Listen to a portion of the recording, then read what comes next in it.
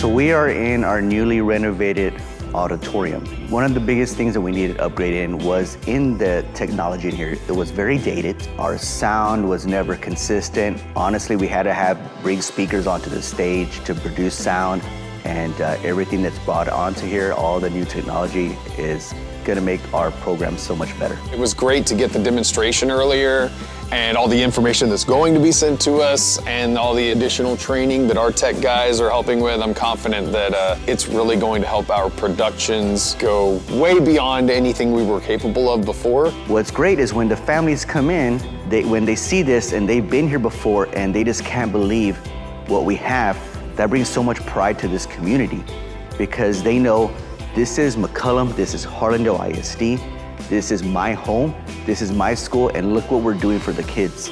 Look at what we're giving them, the facilities and the technology they need to go to that next level. I'm so glad to have this stuff. Looking forward to learning it and my kids freaking out when they get to see it and learn it and put it into action.